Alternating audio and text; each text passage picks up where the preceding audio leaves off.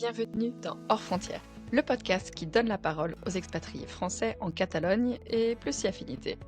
Et si partir vivre ailleurs, c'était bien plus qu'une installation dans un nouvel environnement. Ici, on découvre comment l'expatriation transforme une vie. Chaque semaine, on parle de parcours inspirants, de chocs culturels, de virages à 180, d'amour, de doutes et de fou rire. Et toutes ces décisions qui sont de vrais sauts dans le vide, avec ou sans filet. Vous allez entendre des parcours hors normes, des récits de vie sans filtre et des témoignages qui bousculent les idées reçues. Je suis Laura et depuis l'étranger, je vous emmène à la rencontre de celles et ceux qui ont osé franchir la frontière sans billet retour. Nous allons découvrir comment quitter son pays, ses repères, ses habitudes peut parfois tout changer. Car partir, c'est oser. Oser se réinventer, oser se confronter à l'inconnu et parfois oser aller à contre-courant. Alors, installez-vous confortablement et laissez-vous embarquer pour un voyage au cœur d'histoires vraies de ces aventuriers qui ont choisi de vivre autrement. Aujourd'hui, on part à la rencontre de Flo, un jeune homme super sympa, sensible, plein d'énergie. Malgré une petite ressacasse dimanche matin, jour du tournage, je le suivais déjà sur les réseaux et un jour, un réel gros flash. Je me suis dit, je veux connaître son histoire, c'est qui ce mec ? Et croyez-moi, vous allez aussi vouloir la connaître, son histoire. Il m'a bluffé de maturité, d'ambition, avec toute la fraîcheur et le naturel. Ce naturel de la jeunesse, j'ai adoré notre échange. Quand l'envie s'est imposée à lui, Madrid n'était pas forcément sur la liste. L'espagnol, pas du tout la langue qu'il maîtrisait le plus. Et puis une opportunité s'est présentée. Pas au bon moment, sinon ça aurait été trop facile. Pas forcément le soutien de tout le monde directement.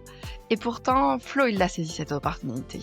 Il a fait ce choix, ce virage qui a changé sa vie et aussi sa façon d'être. Son histoire est celle d'un grand saut, d'un instinct suivi et d'une belle transformation à découvrir. Bonjour Flo, bonjour à tous. Merci beaucoup de venir à mon micro pour raconter ta belle histoire. En premier lieu, félicitations pour ton compte, pour tout ce que tu proposes. J'allais dire pour les expatriés, mais pas seulement. C'est vraiment pour tout le monde. Donc, merci beaucoup pour tes vidéos très sympas.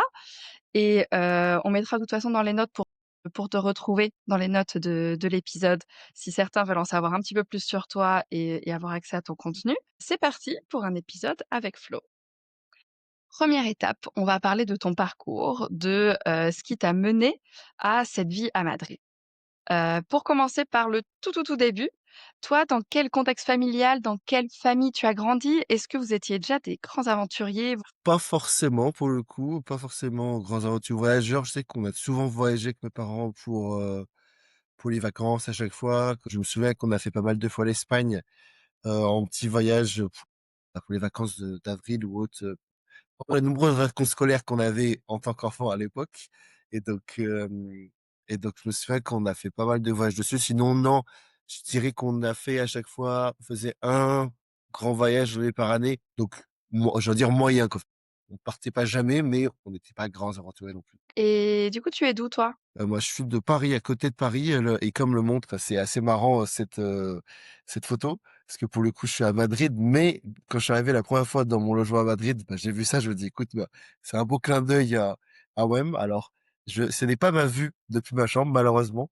J'aimerais bien, mais non, moi, je suis du 78 à côté d'une ville qui s'appelle, Guyancourt, Saint-Quentin-en-Yvelines, enfin voilà, dans la banlieue de Paris et après j'ai grandi aussi à Paris, donc Raconte-nous à quel moment, est-ce que c'est pendant les études, que tu as commencé à partir un petit peu vers Madrid ou même t'installer? c'est que c'est Madrid qui m'a choisi, c'est pas moi qui ai choisi Madrid puisque, si effectivement je rembobine, un petit peu, voilà. C'est que en gros, moi j'ai fini des études en 2019, enfin c'est ça en 2019. Pendant 4 ans quasiment j'ai monté ma boîte. On va en parler aussi, mais je pense pas que ce soit forcément l'objet du du du podcast. Mais en gros, c'est une boîte pour le vente en ligne. Enfin voilà, c'est une boîte, j'ai beaucoup aimé, que j'ai fait pendant 4 ans.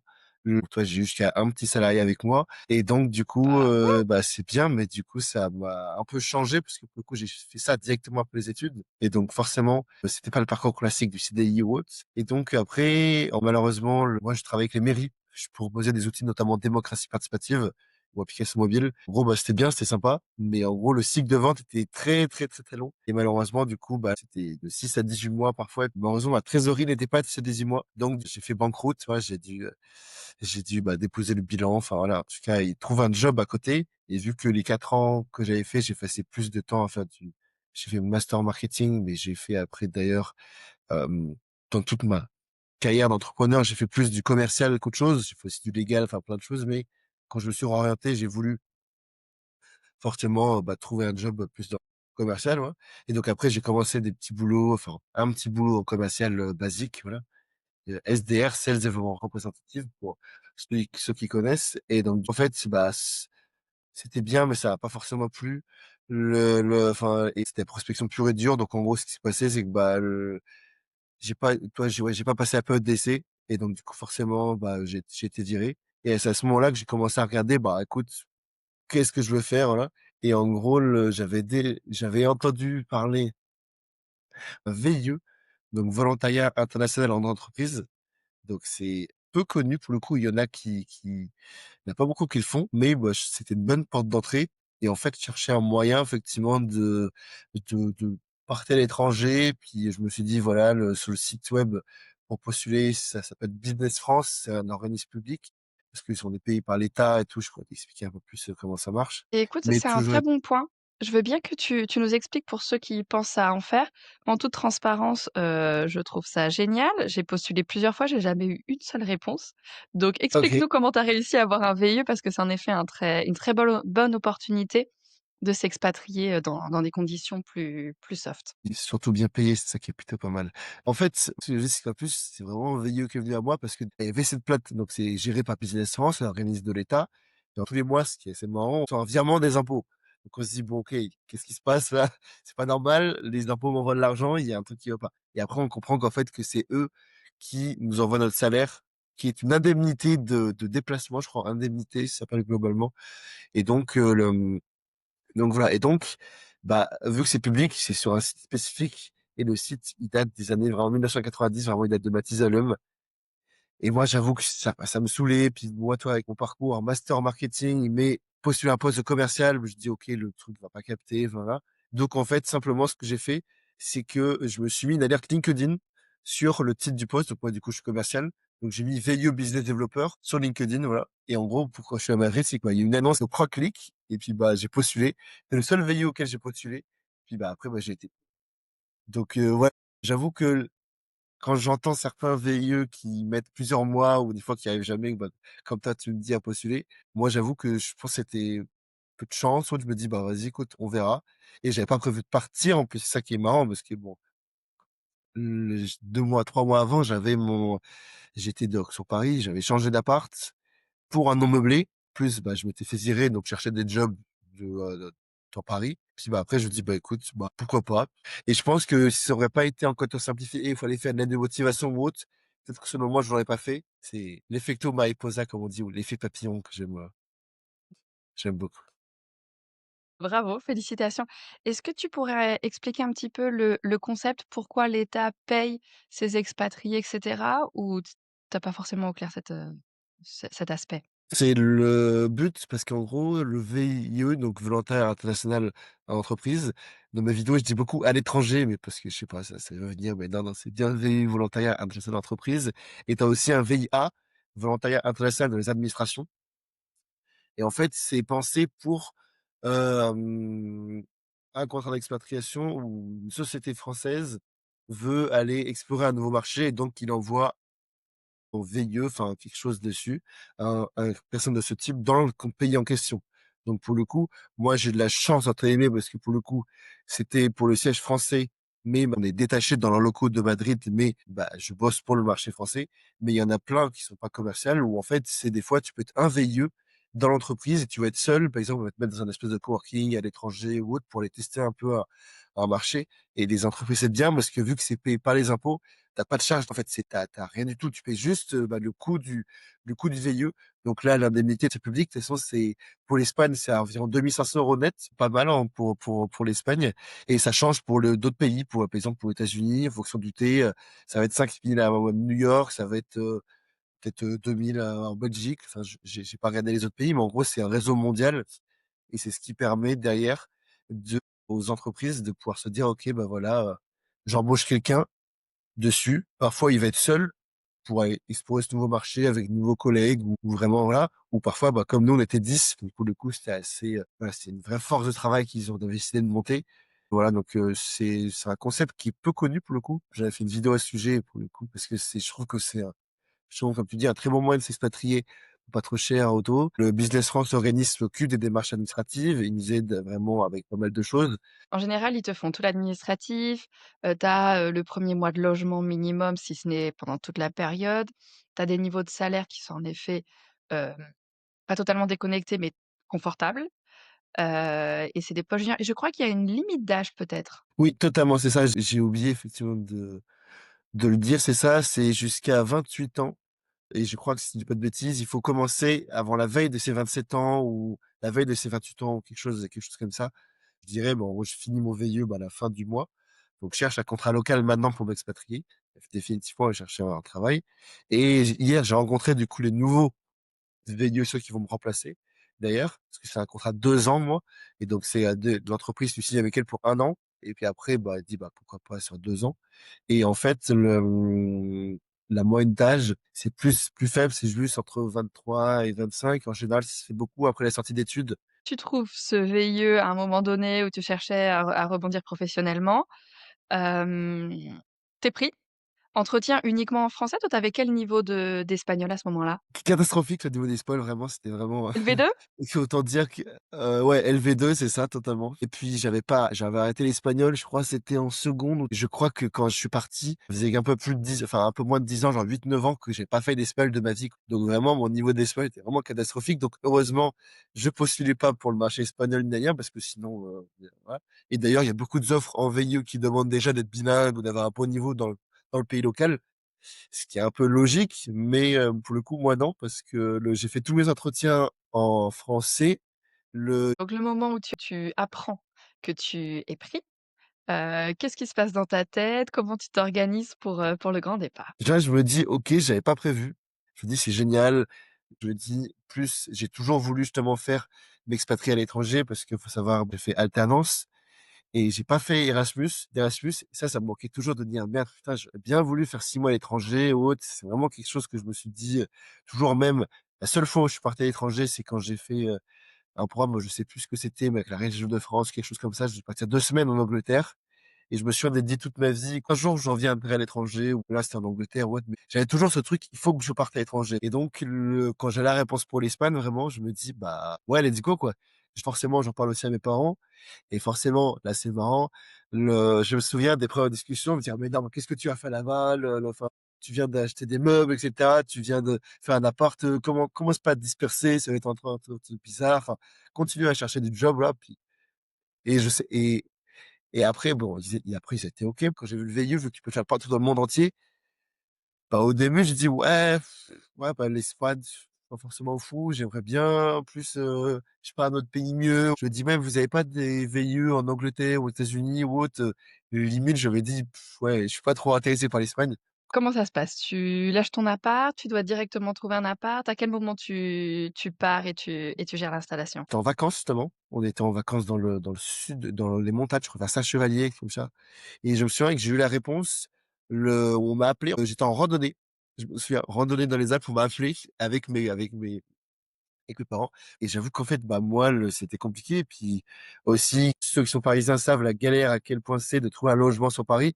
Je viens d'en trouver un et en fait, je me dis: «Bah, enfin, si j'ai pas la garantie après ces 2 ans de retrouver mon appart, ça peut être, très, très galère pour le coup, donc voilà.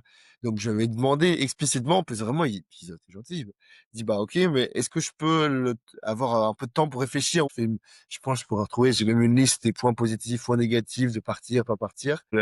Bon, visiblement la liste, il y avait plus de points positifs déjà, mais ce qui se passe après, c'est que du coup, vu que c'était mi-juillet, bah, en gros, c'était pour commencer en octobre, mais finalement, moi, j'ai commencé en novembre. Et donc, bah, la condition sine qua non avant de dire oui, moi, c'était de dire, OK, qu'est-ce que je fais de mon appart à Paris, quoi?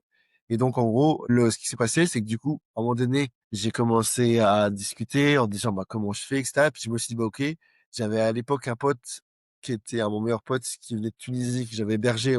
Il est venu l'utiliser pour moi, je lui ai fait son visa pour qu'il vienne, donc il est arrivé en France. Génial, mais du coup, il avait pas forcément de logement. Enfin, en tout cas, il se débrouillait un peu à droite à gauche. Et là, lui cherchait aussi un logement. Et j'ai dit, bah, écoute, moi, si je pars, ça peut être l'occasion de faire une sous-location où je lui sous-loue mon appart pendant le truc. Et en fait, c'est ce qui s'est passé. C'est pour ça que je suis parti. J'ai demandé à un proprio, est-ce qu'il serait d'accord pour faire de la sous-location ou pas? Et il m'a dit oui. Heureusement, du coup, j'étais là. Sinon, je pense que s'il m'avait dit non, potentiellement, j'aurais dit, bah, ça va être un peu compliqué ou autre. Je pense que ça aurait été l'une des grandes erreurs que j'aurais fait. Mais, donc voilà, donc c'est en juillet, j'ai commencé à regarder pour les démarches administratives, comment on fait la sous-location, comment ça se fait, quel type de contrat il faut faire. Et après, en gros, ce qui se passe, c'est que on a tout un tas de paperasse qui est demandé par Business France. Il y a rien qui se passe en août. En tout cas, c'est très très calme. Et après, ça reprend vraiment en septembre les démarches. Et moi, à côté, dans ce cas-là, je commence à regarder bah, où est l'entreprise, regarder les logements sur Madrid, en fait, tous les documents et les démarches administratives qu'il y a à faire. La majorité, on peut les faire sur place en Espagne. Donc, en gros, j'ai fait une partie là, moi, mais j'en fais aussi une bonne partie aussi en Espagne. Et vraiment, les dates de la guerre, bah, du coup, effectivement, c'est trouver le logement. Il y en a beaucoup qui font, et c'est une bonne idée en soi, c'est de faire une semaine d'Airbnb dans la ville. Je pense que j'ai eu un peu de chance parce que j'ai fait que 2 demandes pour des logements et le deuxième est accepté, quoi. Le premier, c'était un gars, c'était une agence immobilière où le mec de l'agence immobilière, il me fait la visite en visio, WhatsApp vidéo, mais il me l'a fait en espagnol. Donc en gros, je lui ai dit English possible? Non. Donc il me fait la visite en espagnol, je ne comprends strictement rien, évidemment. Donc c'est c'était assez, ce qui est assez marrant. Et après, du coup, j'en fais une deuxième. Mais il faut savoir, pour ça, en fait, bah, j'ai le site pour trouver des en Espagne, je me suis dit aussi bien que moi, c'est Idealista. Donc, je m'étais mis une alerte, sauf que, bah, visiblement, j'avais pas les notifs ou je sais pas quoi. En gros, ce qui s'est passé, c'est que j'ai postulé, j'ai fait des messages, évidemment, je faisais des messages en français au début. Ok, bon, c'est pour ça que j'ai pas eu de réponse. Mais du coup, il se passe que je le fais en anglais. Et en gros, un gars, mon proprio actuel, là, me répond, me dit, bah, ok, oui, je vois pas la notification. Il se passe quasiment peut-être une semaine ou autre, enfin, 2, 3 jours. Et le mec me renvoie un message. Et là, cette fois-ci, j'ai la notification. Alors, je sais pas pourquoi. Oui, la chambre est toujours libre si tu veux, etc. Et donc, je dis, ok, merde, déjà, j'ai beaucoup de chance que du coup, qui me Tu te rappelle en me rappelles. disant, voilà, un mec, qui reste encore de la chambre. Je pense que c'est parce que dans mon message, j'avais dit que bah, je venais pour 1 an ou 2 ans. Donc, en moi, je lui ai dit, bah, j'ai de la stabilité. Même pour Ouais. lui, je pense que c'était aussi plus cool. Et donc, du coup, on fait la visite. Visite, il me fait un WhatsApp vidéo de ma chambre actuelle. Et donc, du coup, bah, alors, en gros, on fait la visite WhatsApp vidéo, ça se passe bien. Enfin, mon niveau d'anglais est bien, mais pas fou. Enfin, c'est beaucoup moins bien qu'aujourd'hui. Donc, je comprends à peu près ce qu'il veut dire. Je me dis, la chambre correspond aux photos, la vidéo. Donc, à l'époque, il n'y a pas encore l'IA, donc on peut pas encore modifier les vidéos. Donc, je me dis, si c'est ce qui me met en vidéo, ça a l'air. Et puis, en vrai, je paye ma chambre, du coup, moi, 650. Et je me disais, je veux pas mettre plus que ce prix-là parce que, bah, j'avais envie déjà d'une chambre en colocation, pas toute seule parce que je m'étais dit, à Paris, j'étais seul, mais je me suis dit, vu que je suis dans un nouveau pays, que je connais personne, j'ai de la chance, il a jamais augmenté mon loyer. Mais j'ai plein de collègues pendant 200 de VIE qui se sont fait augmenter leur loyer de 200 euros des fois ou autre parce que, bah, voilà, quoi, il y a une belle montée des prix. Je pense en Oui, Catalogne, je pense il que y si a tu un ne veux pas, index. Ils peuvent en plus t'augmenter le prix légalement, parce qu'il y a un index tous les ans et oui, oui, moi je prenais des augmentations de 50-100 € par-ci par-là, ouais, ça peut être conséquent sur ton budget mensuel. OK et donc tu as réservé cette chambre à un particulier, en direct et alors parle-nous du moment où tu as pris tes petites affaires et tu es venu t'installer dans cette chambre? du coup, c'était en novembre finalement, parce que moi, finalement, ils m'ont fait un mois de pour Business France à galérer. Donc, en gros, je commençais en octobre, finalement, j'ai commencé en novembre. Et en gros, j'ai fait un mois, pardon, j'ai fait un mois de CDD dans ma boîte où j'ai commencé depuis le siège à Paris. Et après, j'étais l'un des seuls qui commençait déjà plus tard. Donc, ça fait une semaine à Montpellier parce que le cœur de l'équipe, en tout cas, nous, l'équipe, notre manager actuel, il était à Montpellier. Donc, on a fait une semaine à Montpellier ensemble. Et donc, c'est là que j'ai rencontré mes collègues, etc. Et après, bah, moi, pour le coup, je suis reparti sur Paris. Et mes collègues, eux, sont partis direct en Espagne. Donc, ils ont eu le temps après de faire des amitiés, etc. Et tout. Et je me disais, ouais, bon, moi, j'attends une semaine, mais je sais pas, j'attends de voir comment ça va se passer, quoi. Et bon, après, finalement, ça s'est bien passé. Et je me souviens que, du coup, bah, plus ça allait, plus j'avais une sorte de boule au ventre. Enfin, c'est en fait mélange entre l'excitation, le stress, comme j'ai débarqué le 4 novembre, pardon. J'ai débarqué le 4 novembre 2023. et donc bah, j'ai eu le temps de faire mon anniv en France et après de partir. Du coup, j'ai fait une grande fête, je me souviens avant mon départ avec tout le monde et puis après voilà, et donc le jour où je suis parti, mes parents ont pu m'amener pour pour tout ça. Faut savoir qu'avant, je vais prendre absolument mon écran de PC et donc j'ai aussi envoyé cet écran en PC avant, quelques jours avant, plus j'avais aussi quelques affaires, pareil, que j'ai voulu envoyer par la poste. Bon, j'ai vu que je trouve qu'en tout cas que la poste en Espagne est encore plus catastrophique que la poste en France. Il y a un bon battle. Et donc, je sais que typiquement, du coup, que bah, je suis arrivé, mais qu'en gros, pour cette histoire d'écran, quand je t'ai fait livrer, j'ai payé Chronopost cher, en plus, genre, je sais plus, 150 € pour que le livre au domicile. Et puis, bah, ils m'ont dit, bah non, je l'ai mis dans un pot relais. C'est bien, bon, heureusement, le pot relais était qu'à 10 minutes à pied. Mais du coup, j'ai fait 10 minutes à pied avec mon écran, qui a un grand écran dans la rue, voilà, que j'aurais pas dû faire ça. Et je me souviens que bah, quand j'y allais, on allait super tôt. Moi, j'ai pas l'habitude d'arriver tôt. Mes parents étaient très stressés, donc je pensais pas, mais on a versé tous une petite larme, forcément quand on s'est quitté, parce que c'était officiellement entre guillemets la première fois que je quittais officiellement mes parents, parce que bah avant je revenais quasiment tous les un mois. Le premier départ, les parents émus. C'est ça, voilà, moi aussi, j'avoue que je verse un petit peu ma petite larme aussi, parce que je suis assez émotif, en tout cas, je peux être assez vite émotif, et donc du coup, je sais que pareil, ça le fait. Et puis, bah, je me dis, bah, vas-y, let's go, quoi. Ouais, je me souviens, ouais, je jouais dans l'avion, en mode, enfin, je jouais le truc, puis après, je me dis, bah, vas-y, let's go. Puis dès que j'atterris, je me dis, vas-y, écoute, c'est incroyable ce que tu vas vivre. Donc, du coup, et c'est vrai. Donc, voilà, j'arrive, et puis voilà. Tellement. Et du coup, tes premiers pas dans la ville, les premiers jours, tu arrives, tu t'installes, tes premières sorties, les premiers supermarchés, comment ça se passe un petit peu tes 1ers jours, premières semaines, à Madrid? Ah, du coup, moi, j'arrive le soir, le samedi. Il faut savoir que du coup, ils faisaient quelque chose, mes collègues faisaient quelque chose le soir. Donc, en gros, j'ai eu le temps de me poser, même, ouais, peut-être quelques heures, de me ranger vite fait mes affaires. Et puis, en gros, mes collègues étaient déjà dans le centre qui est prévu quelque chose. Donc, bah, du coup, je voulais déjà les rejoindre. Parce que c'est samedi que je dis, bah, voilà, voir. Donc, j'ai expérimenté la ville très vite. Et et non, et franchement, j'ai agréablement surpris. Je me dis, ouais, la ville est là, très sympa.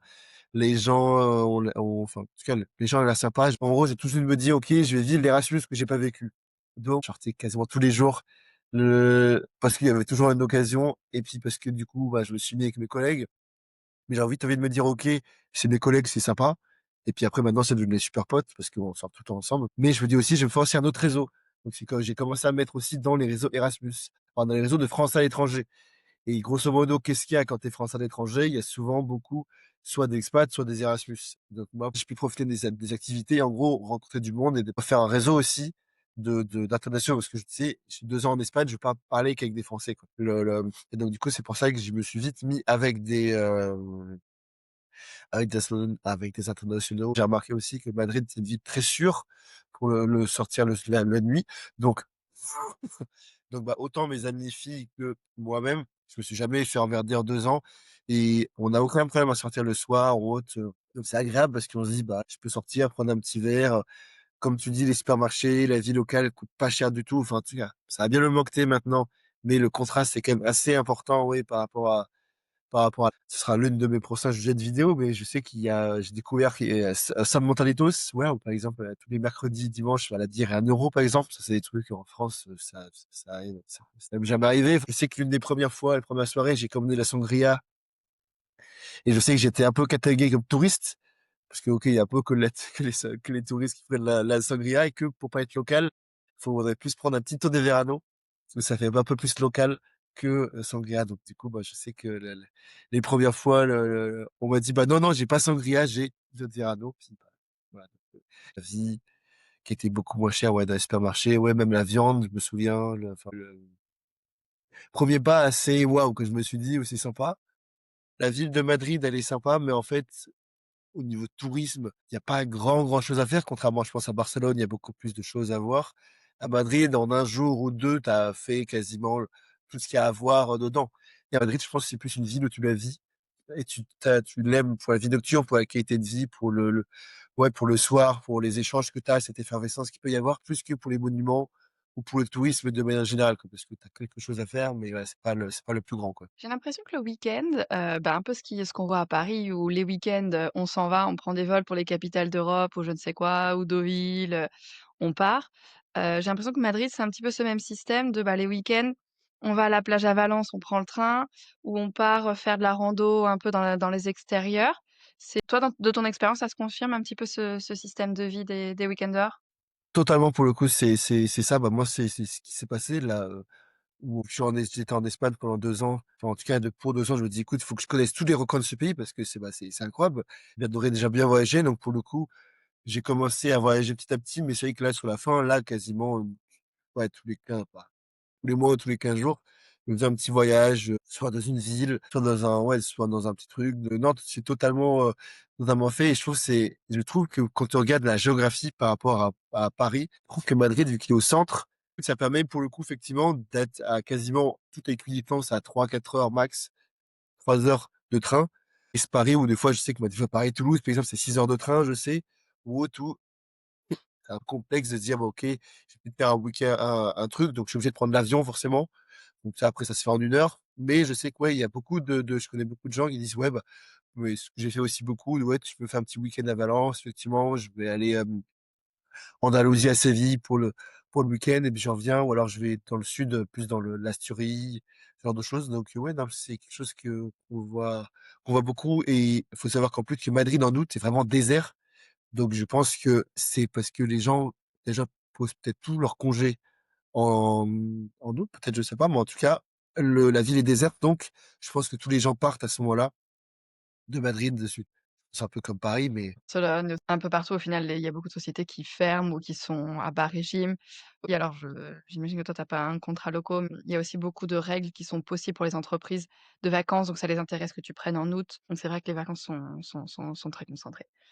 Et d'un point de vue de challenge, j'imagine que tu as eu la langue. Comment tu as géré d'arriver ici sans la langue et comment tu as appris? j'ai progressé, mais j'ai pas tant progressé du tout que ça en espagnol. Et là, ça fait 2 ans que je suis là, maintenant je veux rester ici, donc je me dis: «Il faut vraiment que je prenne cours d'espagnol». J'ai vachement plus amélioré mon anglais que mon espagnol. Non, c'est ça, je tâtonnais, c'est ça l'espagnol, pour, avec les interactions du quotidien, pour le coup, les premières fois, je me souviens que j'ai arrivé à dire, quand la caissière a dit: «Oui, con tarjeta o efectivo, con tarjeta», que je payais, que j'ai dit: «Gracias, buenos días», j'avais l'impression d'être espagnol. Là, je me dis: «Ça y est, c'est bon, je commence à être bilingue», alors que pas du tout. Mais c'est marrant parce qu'il y a des fois, ça me pensait à un réel que j'ai vu où en fait, ouais, tu commences un peu à parler espagnol et puis ils commencent à parler mucho espagnol avec toi et puis, en fait, tu comprends rien donc du coup, ouais, donc c'est assez marrant où des fois je me souviens à l'époque, quand je suis arrivé, j'avais mon coloc qui était, du coup espagnol.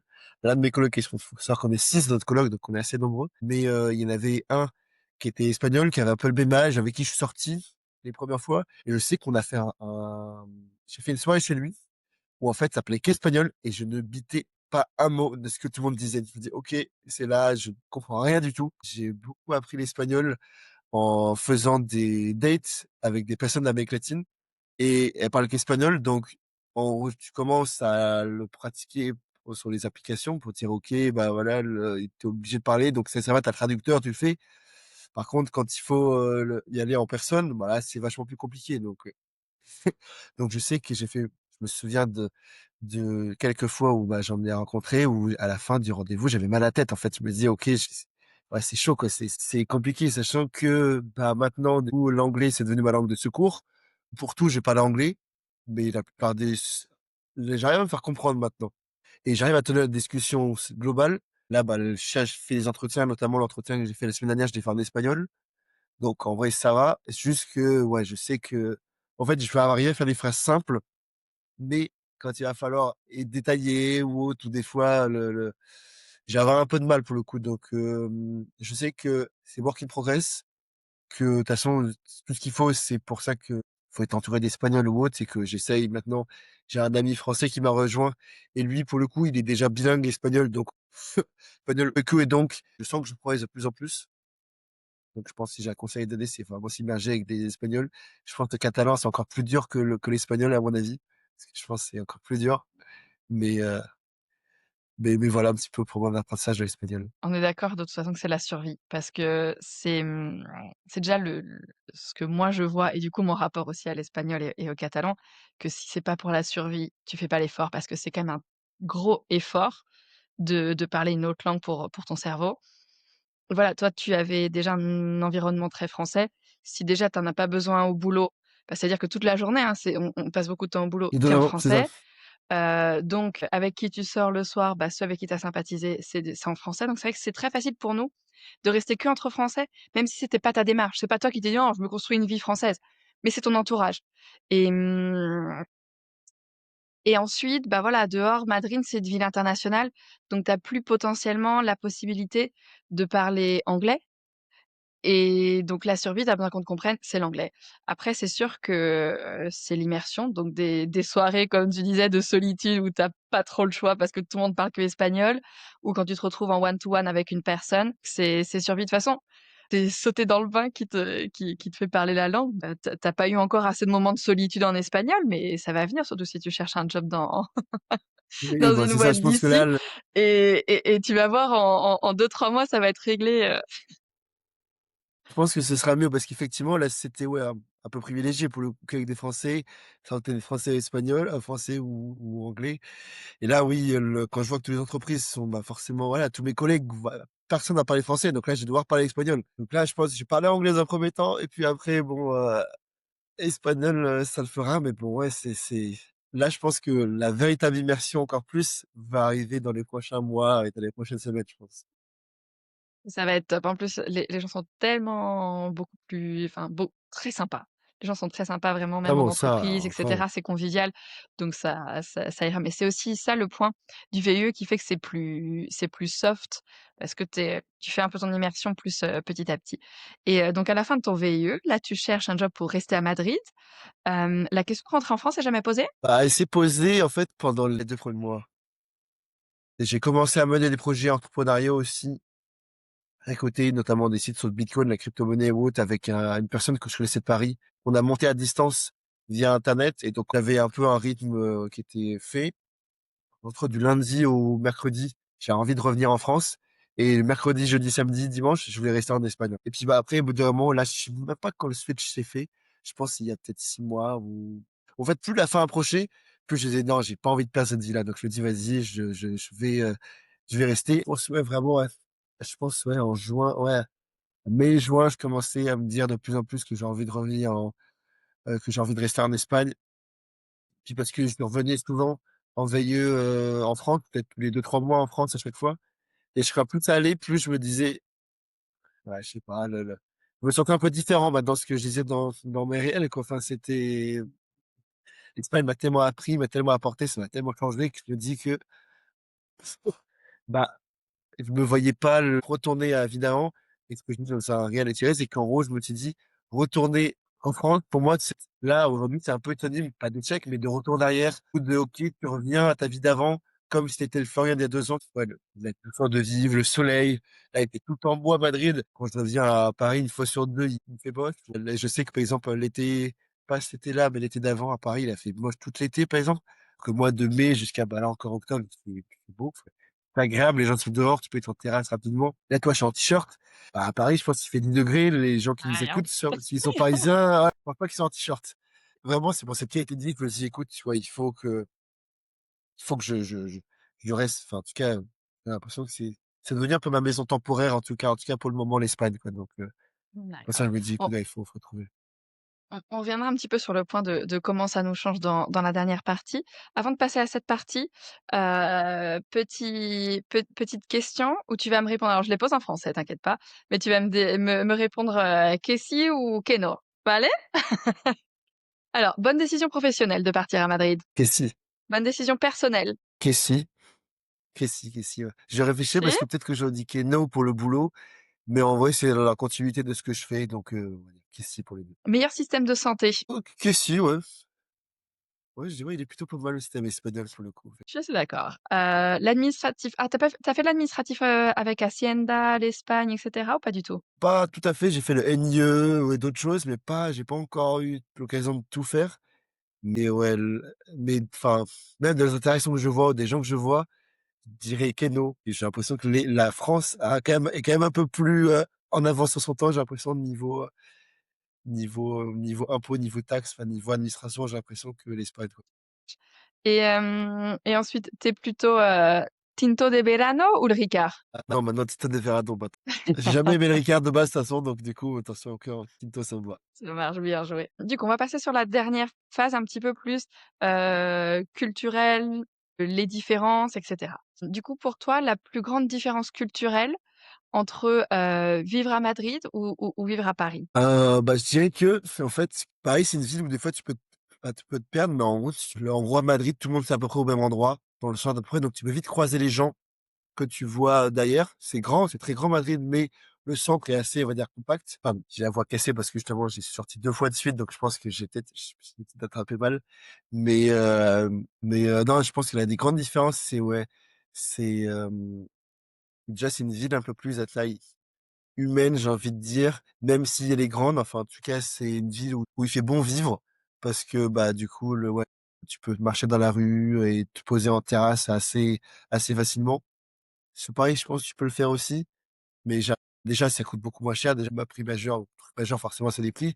Quand tu vas payer, oui, voilà, 8 € ta bière ou 10 € 15 € ton cocktail, ah, des fois, tu vas plus payer 3 balles ta bière ou même 1 € et donc du coup, c'est aussi plus facile de te dire: «OK, je bois un coup avec les copains un lundi soir ou mardi soir», alors que tu ferais pas ça forcément. Vraiment, je pense que c'est ça la grande, l'une des grandes différences, c'est ouais, c'est la douceur de vivre. Tu peux facilement te poser en terrasse. Le fait qu'il fasse, comme je dis, qu'il fasse beau tout le temps. Je crois que Madrid, il y a plus de 300 jours d'ensoleillement par an, donc c'est en fait une des capitales d'Europe où là, il y a le plus d'ensoleillement. Donc c'est assez, incroyable et puis je pense aussi les gens sont plus de meilleure humeur, enfin les gens sont assez chaleureux, le je sais que des fois, bah et puis j'ai remarqué en m'expatriant que on a la réputation en tant que Parisien d'être, grincheux, enfin de faire la gueule, enfin de pas être sympa ni rien et moi je me suis vite détaché, enfin en tout cas j'étais vite détaché de ça en me disant que j'essaie de me déparisaniser le pour paraître un peu plus, local. C'est pas du tout le même type de nourriture aussi, ils vont beaucoup de petits trucs de tapas ici, ouais, sur, bah, tiens, vamos a tapear, alors qu'il y a pas forcément ce système-là en France, en tout cas à Paris, enfin en tout cas moi, en tout cas je l'ai pas vécu personnellement, ça existe, On a des et je planches. trouve que ouais, On prenait c'est pas mal les planches de charcuterie de fromage avec du pain, oui, c'est ça, des bières et totalement. puis on passait notre soirée after work, un peu comme Ouais, ça. c'est ça, Et totalement. tu dirais que tu manges plus sainement ici ou après toi tu es jeune, toi tu t'en fous? Bah, j'avoue qu'effectivement, je suis pas encore dans la diète, dessus, même s'il faudrait que je mette beaucoup plus et là je me dis Je que parle OK, de là santé, j'ai hein, je passé parle pas 2 pas heures. forcément de poids, je parle vraiment de santé, générale, Ouais, ouais. parce que la question suivante, si tu veux anticiper, c'est sur le sport. Je sais pas, parce qu'en gros, c'est beaucoup les tapas, tout ça, c'est beaucoup frit, les croquetas, ce genre de choses, enfin les tortillas ou autre, ça peut vite être frit aussi, donc je suis pas forcément sûr. Et plus de sport ou pas? Moi, j'ai fait plus ouais, ouais, je me suis mis effectivement, j'ai fait plus de sport effectivement depuis que je suis arrivé à Madrid aussi, où effectivement je me suis mis à la salle de sport, oui, depuis 2 ans que je suis arrivé, où j'allais en France déjà, mais beaucoup moins régulièrement, où là, vu qu'en fait, c'est aussi mon job qui nous permet, vu qu'en gros, on a 2 heures pour manger. Il y a une salle de sport qui est à 20 minutes de chez nous. Bah, en gros, on va à la salle de sport le midi. Tous les jours, on est en physique. Donc, ouais, c'est lundi, mercredi, vendredi. Donc, en gros, c'est pour ça que c'est ce qui a fait que j'allais au sport plus souvent, 3 fois par semaine, voilà, plus, bah, des fois le soir. Je suis plus actif en tant que tel, en termes de pas, si on peut dire après, en termes de sport. J'en fais plus, mais voilà, quoi. Ah, Surtout quand il pleut moins, il fait plus beau, donc on a plus, totalement. on est plus à être dehors, donc à être plus actif et plus marcher potentiellement. Est-ce que tu as une grosse incompréhension un peu drôle ou une anecdote que tu veux nous raconter? Je sais pas, une incompréhension ou je sais pas. Mais, c'est par exemple, quand tu te dis: «OK, les salaires peuvent être très bas ici en Espagne», quand je vois les offres d'emploi, alors c'est pas tous les salaires de veilleux, c'est quand même beaucoup plus bas et tu te dis, tu sais pas comment enfin, tu sais un peu, mais tu te dis comment les gens font pour être aussi heureux ou autre. Enfin, ils arrivent à détacher, je pense, le travail, je pense, avec le boulot. Aussi, c'est que moi, le foot, pour le coup, je m'en fous. Enfin, le sport en général, je regarde pas beaucoup, je suis pas beaucoup, mais par exemple, ici, l'Espagne, le foot, c'est vraiment une religion, quoi. Et ça a l'air d'être très, très important, le foot chez eux. Pas mal de choses qui sont vécues, j'ai l'impression, un petit peu plus intensément, plus entièrement et on le voit dans des passions comme dans le sport. Un point intéressant, surtout que toi tu es arrivé, jeune. En quoi tu trouves que cette expérience, t'a changé? En quoi tu es différent entre le Flo qui est parti de Paris et Flo aujourd'hui? Là, c'est le pour beaucoup, beaucoup de choses. Bah, déjà, la première chose, je pense, j'ai appris à être encore plus cool, à embrasser l'atmosphère de la ville en question. Donc je pense que maintenant, je vais plus avoir, bah, ce qu'il d'aller sortir pour tout et pour rien, d'aller me poser en terrasse, enfin vraiment de vraiment essayer de plus profiter encore plus de la vie. Et puis surtout la chose, je pense, numéro un, c'est que c'est que j'ai encore plus voyagé avant, en 2 ans ici, que j'ai voyagé jamais avant, quoi. Parce qu'en fait, déjà, je voyageais beaucoup, enfin, je voyageais quand même pas mal avant. Là, depuis que je suis ici, j'ai fait quasiment tous les pays limitrophes de l'Espagne et l'Espagne aussi. J'ai visité quasiment toute l'Espagne. Mais, et ouais, je pense, et maintenant, j'ai visité plus, je connais plus l'Espagne que la France maintenant, ce qui est assez risible. Là, je vais faire plusieurs petits voyages dans l'Espagne, donc ce qui permet aussi, notamment grâce à des programmes comme Verano Joven, où moi je bénéficie et qui sont pour le coup assez incroyables. Tu peux voyager quasiment pour pas cher du tout. Enfin, tu prends bien, tu peux prendre un aller-retour à 10 euros avec un bus ou un train. Enfin, vraiment, c'est assez incroyable. Et puis ça m'a Comment ça aussi, fonctionne? Comment ça fonctionne? c'est un programme, c'est entre pour les 10 à 31 ans ou 30 ans. En gros, du moment que tu as ton NIE, en gros, tu as moins 90% de réduction, moins 90% de réduction sur le bus, Alsa, et moins 50, moins 75% sur les trains. Donc, ce qui est assez pas mal. Et je me souviens qu'on a fait Madrid-San Sebastian pour 5 euros. Vraiment, Trop bien. c'était, enfin, donc aller-retour 10 euros, quoi. Donc, incroyable. Ou des fois, bah, ouais, j'ai fait Madrid-Alicante pour, ouais, de 4 euros aller-retour, peut-être, parce que le bus c'était 1 euro plus 1 euro. Enfin, c'était ridicule. Et donc, ça permet de te dire, bah, ok, bah, allez, tu fais quoi ce week-end? Tu vas où? Le, la seule condition, c'est qu'il faut que tu voyages entre deux communautés autonomes. Donc, du coup, pour que ce soit valable, donc tu peux pas faire un Séville-Cordoue, par exemple, mais tu peux faire un Madrid-Séville. Donc, non, j'ai aussi beaucoup voyagé pour ça. Et puis, l'Espagne, ça m'a aussi beaucoup changé pour même mon rapport au corps, autre, et parce que j'ai commencé à me faire la bachata. Quand j'avais commencé une ou deux fois en France, mais j'étais pas très assidu. Et là, depuis, je me suis mis dans les cours. Et j'en ai fait, et du coup, c'est incroyable parce que du coup, ouais, j'avais un peu de mal avec ouais, rapport à l'autre, etc. autre. Et du coup, maintenant, bah, ça t'aide vachement parce que pour le coup, la bachata, c'est vachement collé. Ça t'aide à comprendre les gesticules, etc. Et puis, bah, bon, je tombe toujours pas très bien, mais je sais que j'étais encore très, très raide. Et maintenant, je commence à être un peu moins raide et à aimer, cette partie-là. Donc, je pense que ouais, ça va vraiment changer sur le fait que même les gens en 2 secondes, ils vont te dire Carigno, voilà, enfin là, ils vont te dire Oui. mon chéri, mon amour pour rien, alors que tu le connais même pas, mais juste, il va taper comme ça. En France, des fois, en Paris, des fois, c'est limite si le serveur, il va te dire bonjour. Enfin, je caricature, Et qu'est-ce que mais t'en enfin, penses toi? voilà. Quand t'arrives et qu'on te dit, guapo, rey, tu penses quoi? Bah, je trouve que c'est plutôt sympa. Enfin, en tout cas, ça te met dans l'ambiance. J'aime beaucoup parce que du coup, les gens sont plus chaleureux et contact physique beaucoup plus rapproché. Donc, c'est aussi plus sympa parce que, enfin, je sais pas, t'as l'impression c'est ce qu'ils nous disent, bon, moi, pour le coup, je traîne pas beaucoup les Espagnols, mais plus avec des Latinos qui nous disent: «Ouais, mais vous êtes froids, les Européens». De manière générale, ils disent: «Ouais, vous êtes très froids». Enfin, je sais pas, mais on n'est pas par exemple, moi, je sais j'ai une coloc, bah, du coup, là, qui est, par exemple, mexicaine. Bon, déjà, elle met le volume à fond, mais bon, ça, je pense, c'est plus leur coutume. Mais elle appelle, je vois, là, c'est avec ses parents ou autre, tout le temps, où elle est tout le temps au téléphone avec des gens, en train de parler, leur dire: «Ah, machin». Alors, ouais, moi, mes parents, je les appelle de temps en temps, enfin, mais j'ai pas une relation aussi fraternelle ou autre, donc je pense que c'est assez, ouais, c'est assez marrant, ouais, la relation, ouais, avec Il y a niveau peut-être des aussi moins de émotions, bien filtres. différent. C'est vrai que c'est beaucoup plus Peut-être, je pense. positif et en direct, c'est no pasa nada. Ouais, des fois, c'était un peu trop direct. Est-ce que tu aurais, quelqu'un qui pense à venir s'installer à Madrid, quel serait ton conseil? Déjà, c'est vas-y, fonce, déjà, c'est ne réfléchis pas, fonce. Et mon conseil, non, ce serait vraiment d'arriver, de peut-être pas faire comme moi, pas rester entre Français. De leur pays? C'est-à-dire que si des digital nomades, non, qu'on appelle.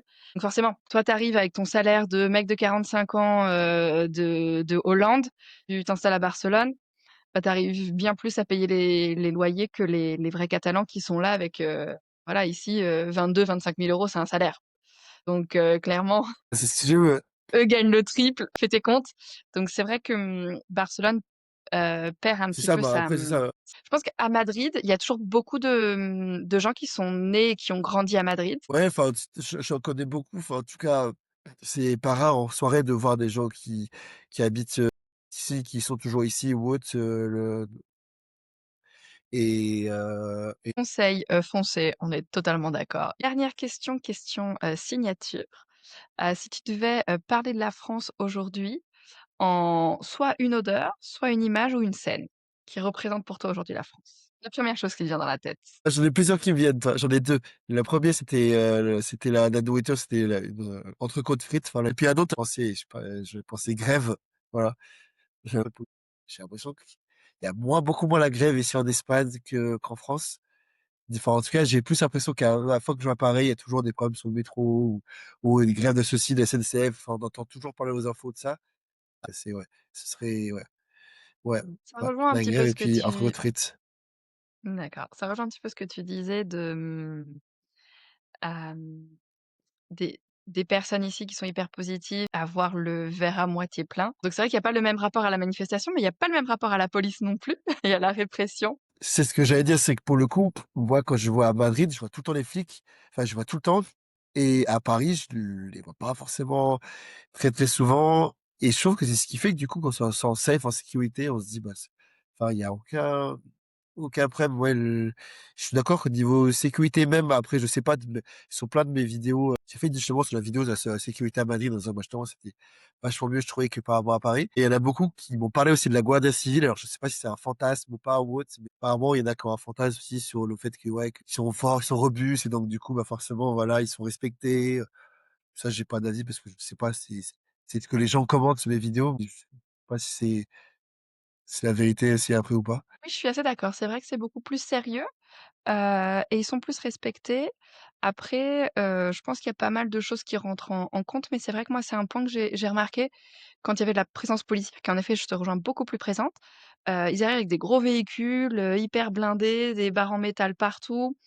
Eux aussi, sont, vraiment, là en mode sérieux, ça rigole pas, ça se tient droit et c'est vrai qu'il y a un petit peu ce côté-là. Je sais pas si toi, il y a quelque chose que tu aurais aimé partager, que tu penses important pour les autres expatriés ou pour des futurs expatriés?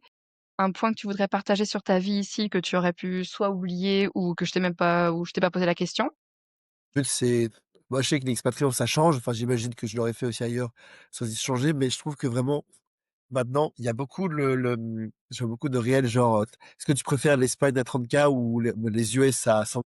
Il y a beaucoup de gens qui font comme ça et je pense que la réponse, on l'a tous, je pense tous les 2, c'est l'Espagne à 30 k. Parce que finalement, en fait, c'est bien d'avoir un beau salaire, mais en fait, ta qualité de vie est moins bien. Et je sais que même mes parents, des fois, comprennent pas, ils disent: «Non, mais tu vas pas avoir ce salaire, tout». Mais enfin, au final, la vie est moins chère, la vie est vachement plus cool et des fois, en fait, j'ai l'impression que c'est moins peut-être aussi, à part si tu as envie de faire une carrière ou autre, et cetera, mais j'ai l'impression que les gens voient plus le travail comme un truc à côté. Ils vivent après en dehors du travail que du coup, nous en France ou autre, on peut avoir cette occasion de dire: «Oui, bah, si, je vais faire 35 heures, je vais monter en échelon» et cetera. Et je sais que typiquement, là, j'ai fait 2 ans, bah, du coup, je sais que si je peux revenir en France, je peux avoir des salaires plutôt confortables. Je suis prêt à pour l'instant à faire le sacrifice de rester parce que la qualité de vie est vraiment, incroyable en tant qu'expatrié. On verra quand je serai officiellement, bah, immatriculé et qu'au niveau de sécurité sociale et tout ça, mais j'ai vu que c'est une belle galère et d'ailleurs c'est pour ça que là j'ai le but c'est que là je vais faire des vidéos justement sur mon compte justement pour expliquer par rapport à tout ça pour après pouvoir aider potentiellement les autres après s'ils veulent se lancer aussi et se aider là-dessus. La vie est tellement géniale que je dirais faut foncer comme oui, c'est pas loin c'est pas loin de Paris, enfin, la France, l'Espagne, donc justement, allez-y go, vous regretterez pas quoi. On est totalement d'accord et ce qui est c'est que je me sens un peu moins vieille. Je pensais que c'était avec l'âge que je préférais un salaire moins élevé, pour une meilleure qualité de vie, mais finalement, si les jeunes aussi pensent pareil, c'est pas une question d'âge. Bon bah ça va. Bah après c'est sûr que là je suis en train d'essayer de checker des jobs en remote. Parce qu'il y a des jobs, des entreprises françaises aussi où, bah, là, par exemple, bah, là, c'est pas du tout ce que je vais avoir, mais par exemple, à un moment donné, j'étais en process pour une boîte qui était irlandaise, mais voulait recruter pour le marché français et te disait: «Tu es en remote en Espagne» et donc j'avais le salaire irlandais, donc je me suis dit: «Ouais, donc, ouais, genre 50 K, 50 K en remote en Espagne».